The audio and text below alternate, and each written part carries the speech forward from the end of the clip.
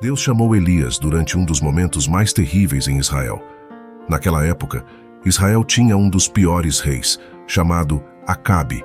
Acabe se casou com uma princesa fenícia chamada Jezabel, e era muito claro que ela usava Acabe para alcançar seus próprios objetivos malignos, e ele precisava de pouco convencimento.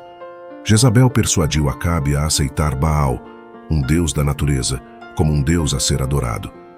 Após o casamento, ela desejava mais poder e queria eliminar aqueles que ousassem questioná-la. Ela teve a maioria dos profetas do Senhor mortos a seu pedido, tornando-se a primeira e mais poderosa instigadora da perseguição contra os santos de Deus. Elias, um tesbita de Gileade na região Transjordânia, era considerado um dos melhores profetas de Israel, embora nenhum livro tenha sido escrito em seu nome. O livro dos reis cobre mais da vida de Elias do que a maioria dos próprios reis. Ele é mais conhecido por seu confronto com os profetas de Baal no Monte Carmelo. Após um longo período de 3 anos de seca, Deus enviou Elias a Acabe para anunciar que haveria chuva. Elias encontrou Obadias, servo de Acabe, no caminho para Samaria. Obadias, apesar de trabalhar no palácio, era um crente devoto que temia o Senhor. Ele havia escondido 100 profetas dos ataques de Jezabel. Elias enviou Obadias para informar Acabe sobre seu retorno e seu desejo de encontrá-lo. Obadias temia que Elias estivesse prestes a enfrentar a morte, pois Acabe já havia ameaçado a vida de Elias. No entanto, Elias assegurou a Obadias que se apresentaria diante de Acabe, demonstrando confiança. Quando os dois se encontraram, Acabe imediatamente culpou Elias pelos problemas de Israel. Segundo Acabe, o profeta estava arruinando Israel porque havia proclamado que não haveria chuva, exceto por sua ordem. Na verdade, Elias falava em nome de Deus. Por outro lado, Acabe despejava sua raiva sobre o profeta que deveria representar Deus. O rei maligno se recusava a assumir a responsabilidade pela miséria de seu país. Elias, por outro lado, não era um profeta tímido. Ele não tinha medo de dizer o que pensava. Acabe e a família de seu pai estavam arruinando Israel por abandonarem os mandamentos de Deus e seguir os Baalins.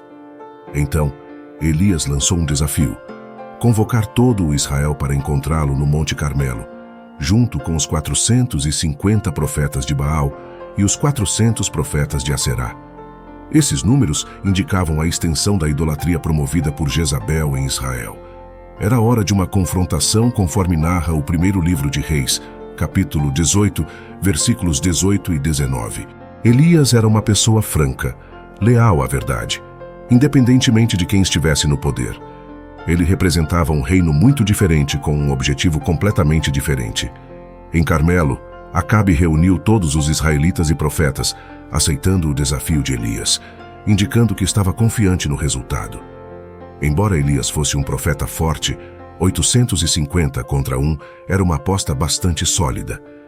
Essa grande reunião preparou o cenário para uma das questões mais importantes em toda a Escritura: quem é o verdadeiro Deus?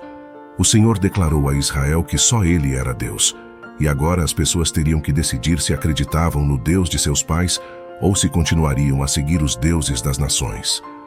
Acabe enviou a palavra por todo Israel e reuniu os profetas no Monte Carmelo. Elias perguntou: até quando vocês vão vacilar entre duas opiniões? Não se pode ter os dois quando se trata de questões espirituais. Israel era como um homem bêbado que não conseguia andar direito, oscilando de um lado para o outro. Era hora de escolher. Se o Senhor é Deus, sigam-no, mas se Baal, sigam-no. Não há neutralidade quando se trata do verdadeiro Deus e de sua exigência de culto exclusivo. Surpreendentemente, o povo não respondeu ao desafio apaixonado de Elias. Os descendentes de Abraão, Isaque e Jacó, o povo de Israel, nem sequer concordava que o Senhor é o único Deus verdadeiro. Eles não responderam porque haviam perdido toda a convicção. Ao falharem em escolher, eles já haviam tomado sua decisão. Conforme consta no primeiro livro de Reis, capítulo 18. Elias estabeleceu os parâmetros do próximo combate depois que os competidores e a plateia se reuniram. De um lado, os 450 profetas de Baal teriam um boi como sacrifício. Por outro lado, Elias seria o único a receber o outro boi. Cada lado prepararia seu boi no altar e chamaria para incendiar sua oferta. Elias declarou: O Deus que responder com fogo, esse é Deus. Será que as pessoas realmente esperavam uma resposta sobrenatural naquele dia específico? Ou entraram nisso sem expectativas? Independentemente disso, é improvável que esperassem que Elias, em desvantagem numérica, vencesse. Apenas disseram que tudo bem, conforme o primeiro livro de Reis, capítulo 18, versículos 22 a 24. Então, Elias disse a eles: Só eu restei dos profetas do Senhor, mas Baal tem 450 profetas. Tragam 2 touros para nós, que os profetas de Baal escolham um para si, cortem em pedaços e coloquem-no na lenha, mas sem acender o fogo. Eu prepararei o outro touro, colocarei na lenha, mas sem acender o fogo. Então vocês invocarão o nome do seu Deus, e eu invocarei o nome do Senhor, o Deus que responder com fogo, esse é Deus. Todo o povo concordou, dizendo: O que você propõe é bom. Os falsos profetas foram os primeiros. Eles sacrificaram seu touro e clamaram por Baal da manhã até o meio-dia, mas ninguém respondeu. Então, começaram a dançar ao redor do altar, tornando-se cada vez mais impacientes. Gritaram e se cortaram, mas os céus permaneceram surdos. Ninguém respondeu, e ninguém estava prestando atenção. Isso é o que acontece com aqueles que colocam sua fé em qualquer coisa ou pessoa que não seja o Deus verdadeiro. Enquanto isso, Elias fez comentários sarcásticos sobre os acontecimentos, zombando tanto dos profetas quanto de seus deuses. Ele sugeriu ironicamente: talvez ele esteja pensando, talvez ele tenha se afastado, talvez esteja dormindo e precise ser acordado. Elias buscava deixar claro que Acabe e seus profetas haviam desviado o povo de Israel, pois seu falso Deus e religião eram uma mentira e uma vergonha que levaram o Senhor a julgar seu povo. O meio-dia passou e continuaram sua frenética profecia até a hora do sacrifício da tarde, mas não houve resposta. Ninguém respondeu e ninguém prestou atenção. Finalmente, Elias encerrou a tolice convocando o povo ao altar do Senhor. Elias utilizou 12 pedras para isso, uma para cada uma das 12 tribos de Israel. Para os observadores, esta foi uma poderosa lição objetiva. Apesar de o país estar dividido na época, eles ainda eram o único povo de Deus, composto pelos descendentes dos 12 filhos de Jacó. Em outras palavras, ao chamar os israelitas à unidade, Elias os estava preparando para ver a ação de seu Deus. Então Elias disse a todo o povo: Aproximem-se de mim. Eles foram até ele, e ele reconstruiu o altar do Senhor que estava destruído.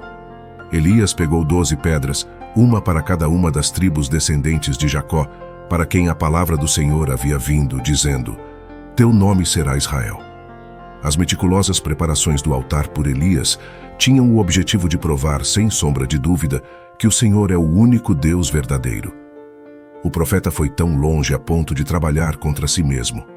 Ao derramar uma abundância de água sobre o sacrifício e o altar, ele tornou impossível que a madeira encharcada e a oferta fossem queimadas. Com as pedras, ele construiu um altar em nome do Senhor e cavou uma vala ao redor grande o suficiente para conter 2 medidas de semente.